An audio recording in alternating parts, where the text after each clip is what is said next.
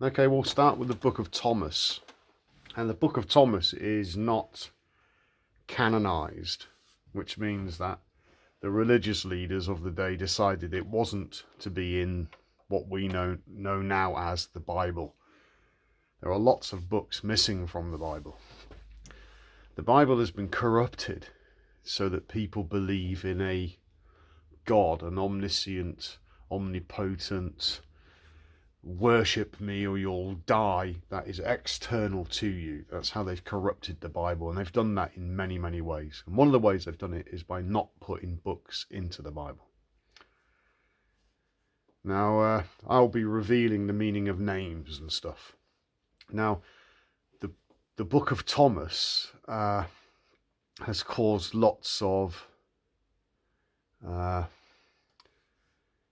do you put it? It's generated a lot of interest in religious circles, but they don't understand it. They can't get their heads around it. And the reason it wasn't put in the book is because it compromises the corruptions of the Bible.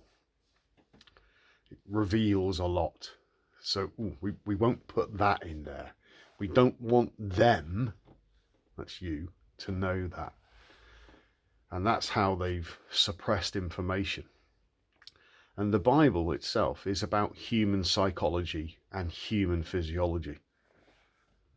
In this modern world of tech, whenever you buy something, it comes with a user handbook, a car, a kitchen, electronic kitchen implements, televisions.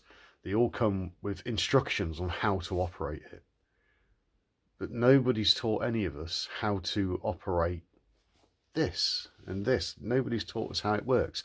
We've got doctors that treat symptoms but rarely treat the cause of illness.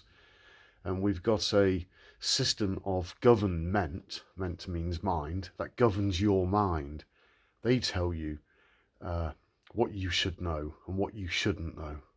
So when you recognize that as a very simple and very obvious truth, then you'll start to recognize that man's way is shit. It really is just shit. Now, the Book of Thomas is what they refer to as a Gnostic text. And the Gnostic means knowledge, knowing. And some of you might have read it. I'll include a link in the description for the PDF so you can download it and read it yourselves. And for many of you, it will make absolutely no sense at all. But that's okay, that's fine. Because I'll explain what each saying is. There's 114 sayings, and each saying is separate. But before I start going into the sayings, I've got to set some basic understandings of how the... how do you put this? I've got to set a context so you know what's going on psychologically and physiologically, all right? And this isn't about men in the Middle East thousands of years ago. It's not. It's about you, the individual. And the same applies to when you read the Bible. If you're reading about Moses, it's you. If you're reading about Aaron, or in Hebrew, Aaron, which means enlightened, that was Moses' brother, then that's you. Moses in Hebrew is Moshe. It means he draws out. And it's symbolic of the limbic system drawing out the cerebrospinal fluid with the sacred secretion in it, the new wine. And Aaron, enlightened, is your neocortex. So working together. And it's all about you, the individual. Now, Moses was a bit of a madman. He'd running around and smashing things and barking orders. That's because he's symbolic of the limbic system. Bit of a hothead, emotional. And Moses couldn't speak very well. Well, people that are in the limbic system seldom can. So God said, it's okay, I'll send your brother. He'll speak for you. And that's the neocortex, reason, logic, rationale. Okay? And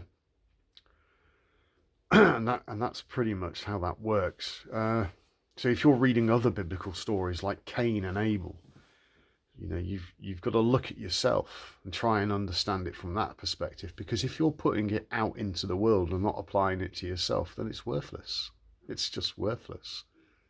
So, and all of these stories are allegory, they're symbolism, it's metaphor, and it's really deep stuff. And when you have enough knowledge to unpack these stories yourself, they take on a different meaning. And when you start reading the book as your own life story, it takes on a very profound meaning. And it becomes very personal. There are aspects or stories in that book that you can apply to thousands, if not millions, of incidences in your own life, and how you've reacted or responded to life's trials and tribulations. And of course, when you start to recognize that you're not really in charge, you're just running a program which is constantly in the past, which is the ego intellect that's experiencing the illusion of separation. You're just repeating the same patterns, and that's karma. Now, the Western way of thinking has perverted karma. They say, oh, instant karma. Karma is, if you do something good, it comes back. There's an element of truth to that, but that's not what karma means exactly. Karma is, if you're repeating the same cycles, the same psychological patterns, nothing will change. You're living in the past. You're repeating the same patterns of behavior. And those patterns of behavior have become like well-trodden pathways in your brain. It's the same thing over and over again, repeating itself. Somebody said something and you react in that way. Why? Because something happened a long time ago and it worked then. So now it's just repeating the same thing, the same thing, the same thing.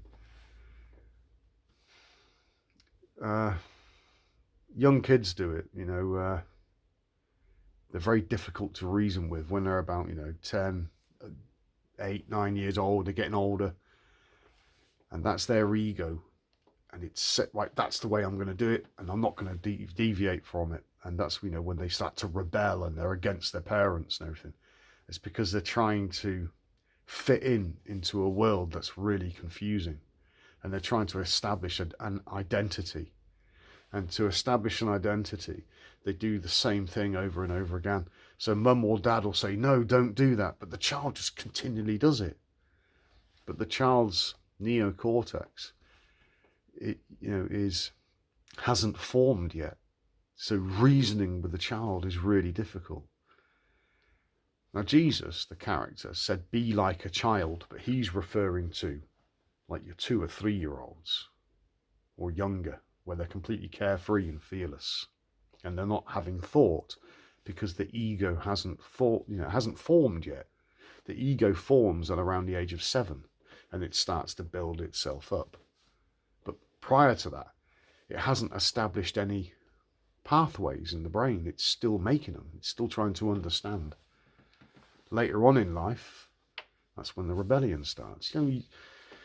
Teenagers do strange things. Goths, emo, punk, hip hop, they're all trying to fit into, who am I? Oh, I like that. That's who I am. Of course it's not. It's just an act. And children are acting up. But this act carries on into adult life. People identify with their past, and they're trying to project that past into the present moment. And the future doesn't work because it's a lie. It's not who you are. I'm a veteran, but I'm not. That's the past. It doesn't exist. It only exists here. It's an illusion. But other people insist on that illusion. So their karma, their illusions of their past is trying to affect mine. So things can get difficult when you're trying to overcome that. And you overcome that by cleaning your house, eating the right stuff, and meditation, which cleans the psychology. That cleans that part of the house out. Now, there's 114 sayings. Now, they're not verses. Each saying is a specific saying. And they're difficult to understand. I'm going to go through each saying and I'll explain what it is, what it means, what it's alluding to. Now, this is my knowledge, which has become my experience, and it is then the wisdom that is given to me. Now, words have meaning. You've got to get it. You've got to get beyond your accepted meaning of a particular word. So, even names, the Book of Thomas, and people are flippant about it. You can't be. You've got to be investigative. You've got to seek things out. So the Gospel of Thomas. Well, we'll ignore the Gospel a bit because that's the God spell. Now, the people that run this world, they use words to cast spells, spelling, cursive, curses, and so on and so forth. And they use these words to project their illusions onto you. Politicians do it all the time. Television, neural linguistic programming, subliminal programming. You'll watch a film and you'll watch, like, The Wizard of Oz, and it has face value. Oh, it's just a film. There's a young girl and there's a tornado in Kansas and she's in this really weird place and she's got to go and meet the wizard. It's just a children's story, but that's face value. The wise amongst you will recognize that it's more esoteric. Now, esoteric means hidden. What the masses are generally given is exoteric. That's common knowledge, but the esoteric is hidden. So you have to ask yourself, what's doing the hiding? The government are hiding from things. The government are fucking idiots. Again, you have to look at yourself. So you have to understand that your own mind is hiding things from you. And when you understand that, then you realize that you have a resident evil, if you will. Your mind, your own intelligence is working against you. And that's why cleaning the house and meditation is so important. So take nothing at face value. Right, and as I read the Book of Thomas, I'll explain what things mean and how they fit together.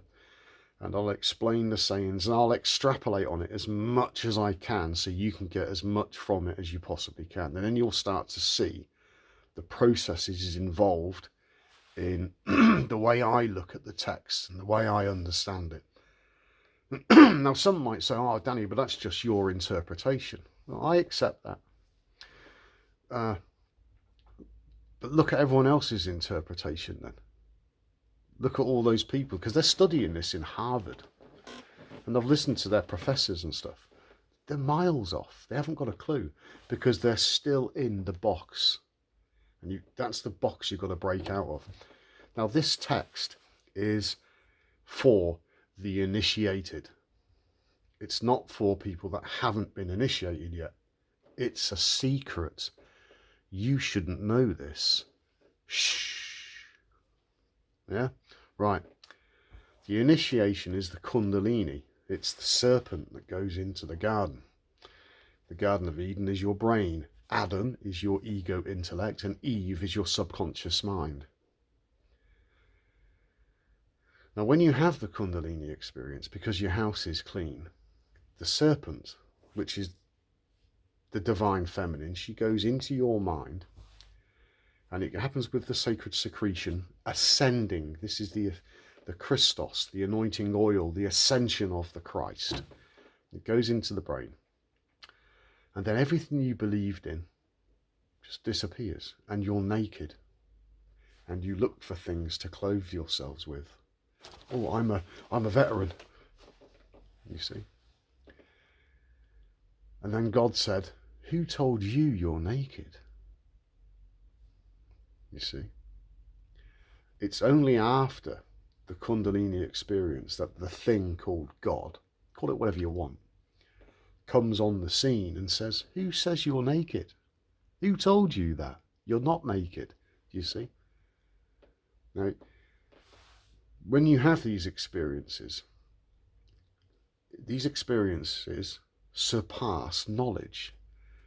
We have religious leaders and we have politicians, and they have lots of knowledge, but they have no experience and they have no wisdom. Wisdom. Wiz means wise, obviously, and dum means master. A wise master. Now, I'm not a wise master. I am just an ego intellect talking to you. But I've been initiated without sounding like a pompous twat. And the wise master is my own higher consciousness. And that higher consciousness is referred to by many names. The most popular name in the Western world is Jesus. Other names are Horus, Krishna, Ra, Thoth, Hermes Trismegistus, and the list goes on and on. They encapsulate, they embody the same thing, the same understanding. So who is representative of the ego intellect? Well, that's the Apostle Paul. But the Apostle Paul was experiencing the illusion of separation. And that's why he said, I am your father. But Jesus said, nobody's your father, but Father in heaven, which is higher consciousness, outside of the human experience, accessed via meditation. And this is where people get terribly confused. And confusion is of Satan. Satan just means adversary or opponent. It's the opponent of higher consciousness. It's where human intelligence, the ego intellect, their Apostle Paul, gets in the way and causes them to stumble. And you get him out the way via meditation. And it all becomes really simple. So in effect, everybody is Jesus pretending to be the Apostle Paul. But when you overcome the illusion of separation, your ego intellect is no longer trying to be the master. It then becomes a servant. Because it's a tool. It's a tool to be used to interface, to communicate. And you need an ego intellect. A child that can't speak yet or walk doesn't have an ego intellect. It's looked after and nurtured for many years. And then the ego intellect comes on the scene. But the ego intellect then learns that it's the master, which is wrong. When the ego intellect learns that it's not the master, it's merely a servant to the master. The master is higher consciousness, your own consciousness. Then things start to happen for you. And it takes away all the shame, all the guilt, blah, blah, blah. It removes all that. Because then you realize that the ego intellect that is experiencing the illusion of separation is an emperor with no clothes. It is the Wizard of Oz behind the curtain. Don't look behind the curtain. Remember the film? And when it's exposed, it loses its illusion of authority. And you recognize it as just a program of faded memories being repeated. Karma. And that's what you're trying to change. Right. Because of the camera on my phone, it's reversed. As I've said before, the description, in the description box, the PDF is there. So you can download the PDF and read it yourselves, which I recommend. Again, try not to read for understanding. Just read. Okay? Let your ego intellect, the Apostle Paul, read it. Okay? And in time, as the Apostle Paul starts to receive knowledge and then he responds, then he'll have experiences which will remove the illusion of separation. Okay, and then your ego intellect will no longer be your worst enemy. Your intelligence won't be against you, it will assist you. But the ego intellect is always running behind your higher consciousness. The ego is not conscious. It's not. It's just a program. Much in the same way as that the internet could be expressed as consciousness, but a PDF document could be expressed as the ego intellect. It's just information that repeats itself. Okay, so try and think of things like that and simplify things. Don't make things complicated. Right then, the Gospel of Thomas, translated by Thomas O. Lambdin. These are the secret sayings which the living Jesus spoke, and which Didymus Judas Thomas wrote down. Now, the living Jesus. Well, this is your higher consciousness, your individual conscious awareness that allows you to function in this reality. Now, your ego is attached to that. Your ego intellect is not consciousness. Right? It is a separate thing that is facilitated by consciousness.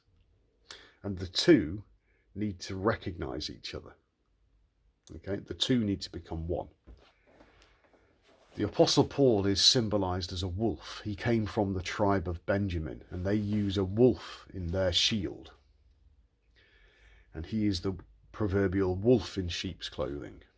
Okay, and Jesus is often referred to as the lamb. And there's more to that which I'll explain later. It's written that the wolf and the lamb will lie together. Okay, so that the two come together. And the lamb looks after the wolf, and the wolf protects the lamb, and so on and so forth. Now, the living Jesus is your consciousness. It's like in the Bible it says God is a God of the living. God is your brain. Okay? Right. Didymus is Greek, and it means twin. Now, you are two.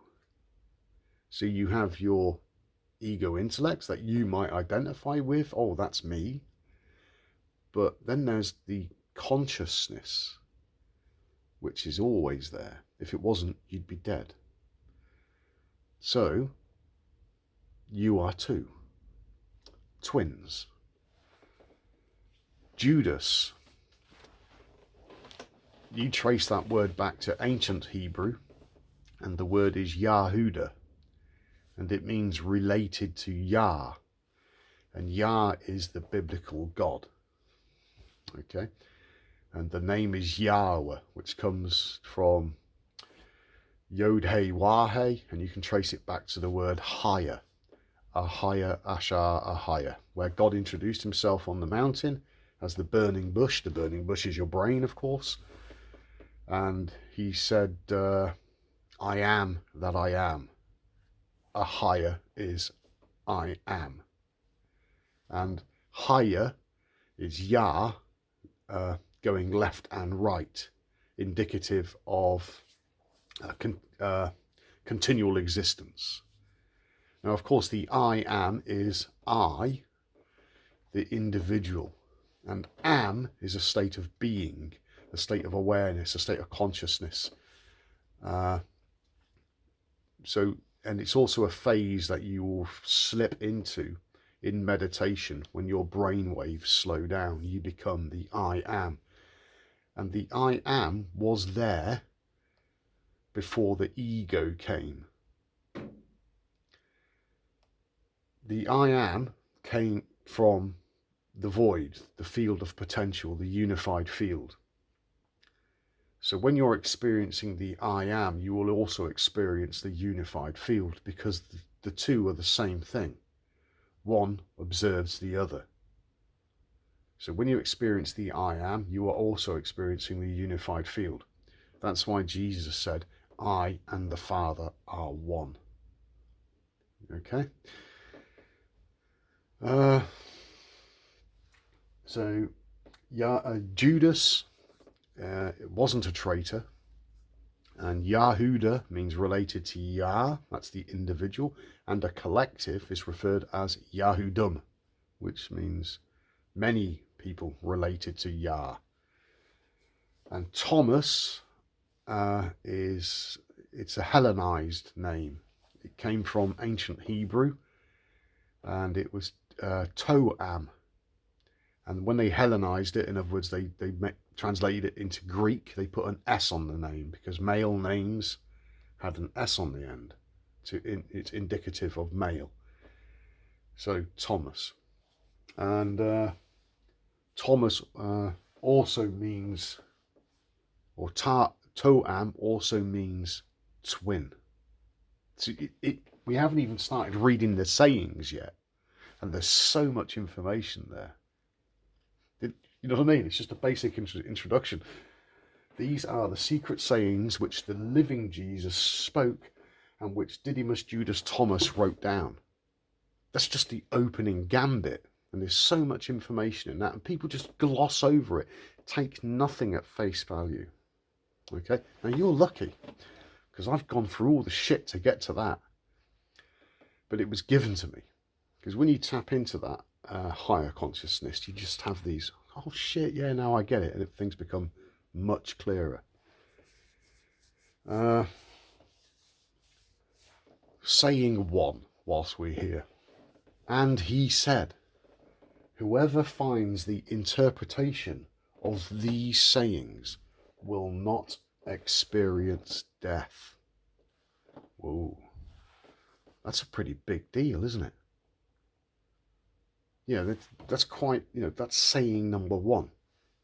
So he's basically saying to you is that if you can interpret this, you won't experience death, which implies immortality or infinity. Well, when your ego intellect becomes one with higher consciousness, that's described as being known. And you know gnosis, knowledge of knowing nothing, which is the unified field. You understand then that your consciousness is infinite. It has no beginning, it has no end, it has no time. It just is. It is I am. That's it. So only the physical can pass, but the consciousness can't. Because everything's conscious. And it's all energy. It's electromagnetic energy and light. So, whoever finds these interpretations of these sayings will not experience death. That's quite a big deal. The first time I read this document was several years ago, and it was baffling. I then read it again, and I understood it. And I'll say this now, because if I was to say, yeah, I understood it because I'm a really smarty pants, that's not how this works. My consciousness has risen to a point where I can think outside the box. And when you're thinking outside the box is the three-dimensional time-space. Information is given to you from a realm of higher consciousness, and then you recognize it as truth because it's always simple, and then you have the eureka moment, the light goes on, the illumination. And there's another side to that as well, which I'll probably cover in future videos. But everything suddenly starts to make sense, and it's profoundly simple.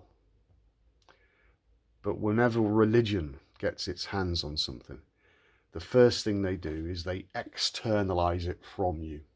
So if you're looking at anything and you're externalizing it, you're on the wide path.